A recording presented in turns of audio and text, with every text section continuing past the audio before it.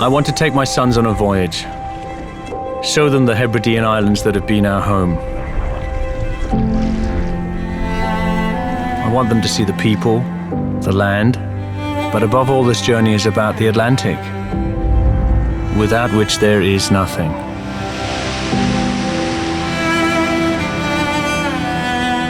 Scotland is the land of my fathers.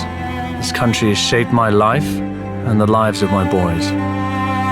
From the natural beauty that surrounds us, to the history that is written across these islands, and the craft and the hard work of the people that live here. For 11 years, I've dived for scallops. I love the freedom, but I'm now coming to the end of this underwater life.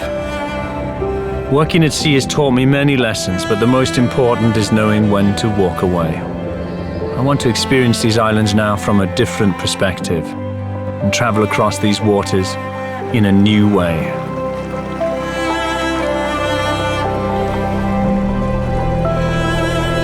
I've long worshipped the Atlantic. This ocean has been my guide, my teacher, never my enemy. And here, just like any wilderness, the feeling of being completely ignored is just the same. It's what freedom feels like.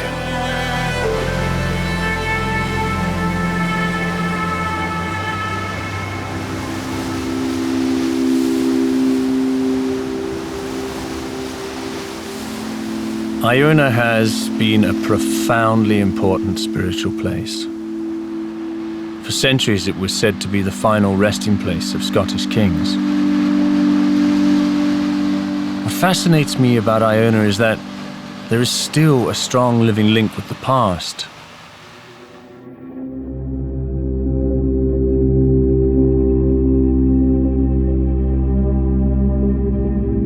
In 563 AD, St. Columba arrived with 12 followers and established his monastic community here.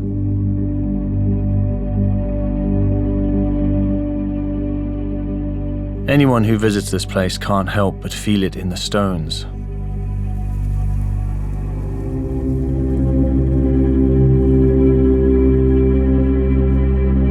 There's something about the peace of Iona that inspires thought, reflection, and for some, prayer.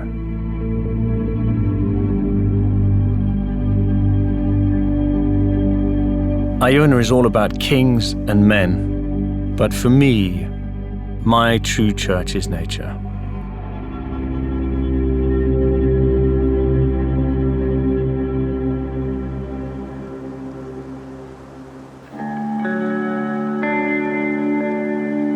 I love the feeling of the waves, the call of the birds, and the sheer drama of sea, stone, and sky.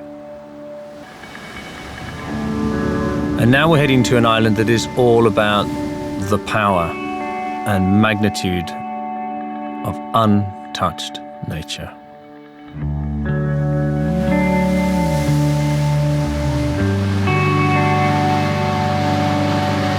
The first time you see Fingal's cave, you understand why it inspired Mendelssohn, Keats, Wordsworth. This is nature's cathedral, written in stone.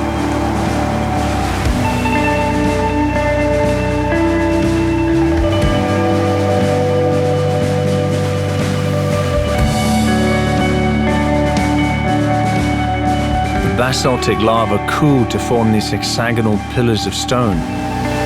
Then the Atlantic has just slowly worked away to create this cave.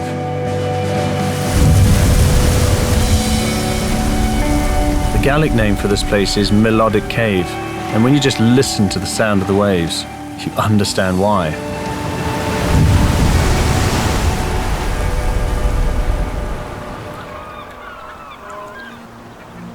Above the cave is a territory inhabited by one of my favorite birds of all time, the puffin.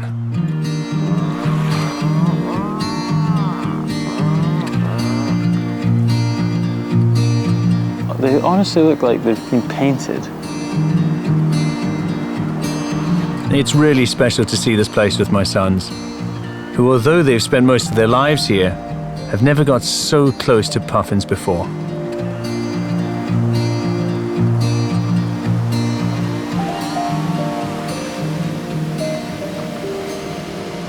Despite the distance, all the islands are connected by the ocean and by the bonds that have formed over the years.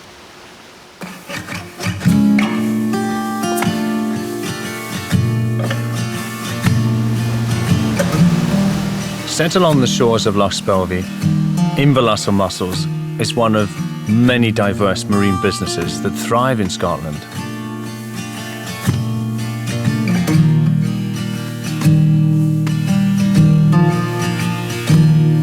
The community here is astounding.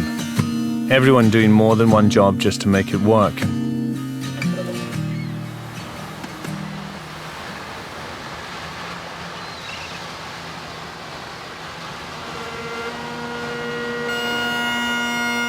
We're now meeting one man that captures that spirit in music.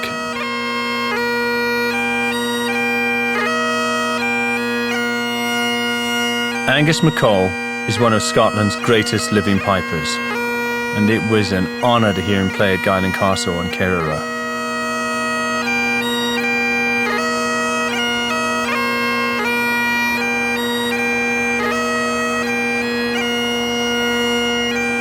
Angus's music is all about connection, not only to the people and the past, but also to the islands and the sea that connects us all.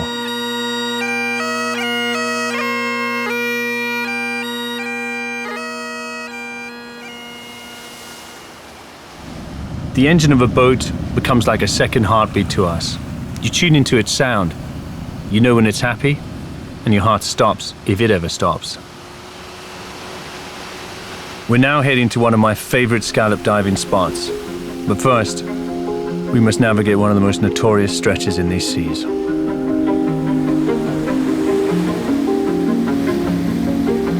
Corryvreckan is from the Gaelic word meaning cauldron of the speckled seas. Our voyage now takes us through this treacherous channel, whose ferocious currents and whirlpools have terrified mariners for generations.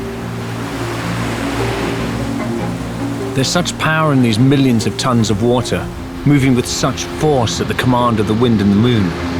A good boat, a great engine, and profound humility are needed in places like this.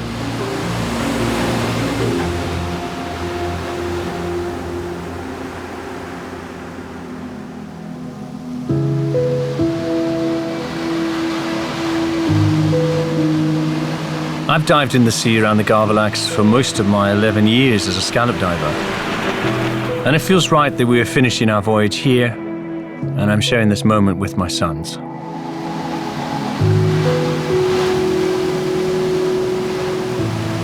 The most southerly of the 4 Lagavulin Islands is called Iona and Nove, which means the Island of the Saints.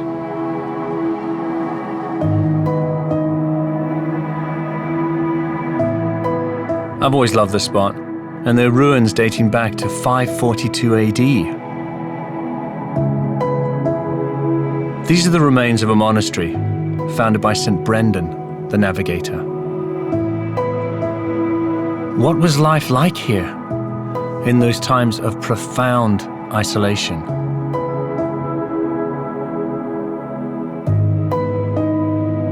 They would have looked over there and all around us here and just seen much the same. This was their world.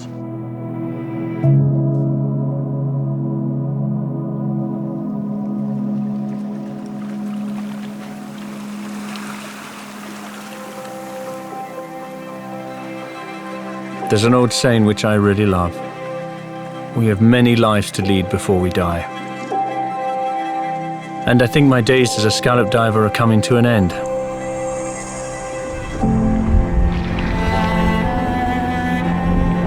These waters have taught me how to be humble and to know when it's time to walk away.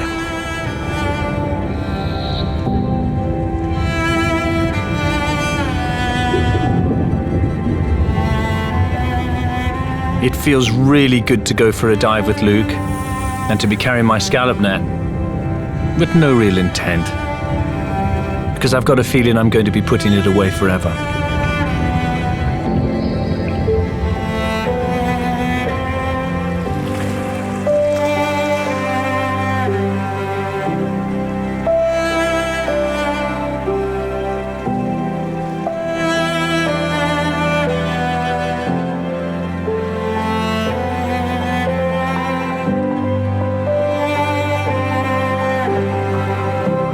We cook our day's catch simply, and there's no better way to cook incredible shellfish.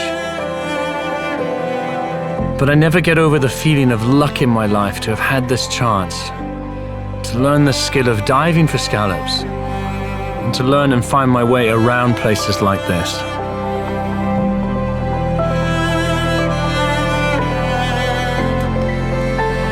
Boys, how's it all been? It's been absolutely amazing, start to finish. It's been an incredible journey. So many places, seen so many things. It is amazing travelling by boat, actually, isn't it? If you think about it, we've been to so many different places just west of Scotland. But that's freedom. There's one road on Earth and it connects everything. It's the sea. The Atlantic is such an adventurous place. I was inspired to make this journey for Oscar and Luke. Without doubt, my greatest achievement on Earth is to say that these boys are my sons. Who knows where they will go in life, but I'm certain they'll never forget where they came from.